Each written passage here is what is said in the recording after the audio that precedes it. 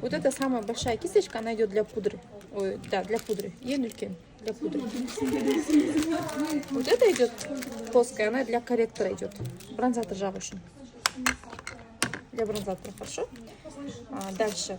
Маленькая пушистая пудра кусайды. Она идет для румян. Румяна жабушин, хорошо? Хайлайтер идет, верно идет для хайлайтера. Дальше. Вот это идет для базы. Ой, вот это идет для базы. База жагала с кисточками. Вот это идет для тоналки.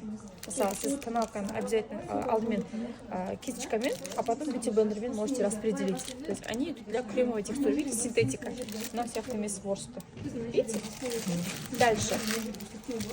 Вот это вот, она идет для кремовых теней. Если у вас кремовые тени будут, вы можете ею пользоваться. Тоже ворст, всякая синтетика.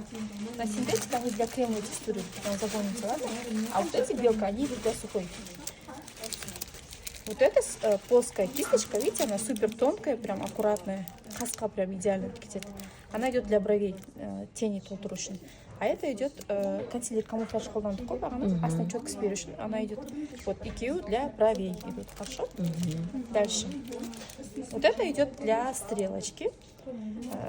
Где помадка надо иметь, а вот помадка болса помадкамен. Либо мягко ушна на ласте и на меди буэсанс булат. Дальше. Вот это тут уже для глаз. Самая большая пушистая кисточка это вот эта. Она идет для светлых теней. Помните, мы светлые наносили? Для светлых. Потом ейка плоский халат. Ейка плоский это вот эти пушистые же маленькие. Вот. Где ворс длинный, он идет для темных теней. Вот этот где ворс короткий, он идет для хайлайтера. Видите? Вот это идет для внутреннего века, внутреннего угла глаза, чтобы хайлайтер жагу мумкин мисал, или белый оттенок жагат кибрюлер шек, кибрюлер хайлайтер жагат. А вот это идет для нижнего века, астна темного.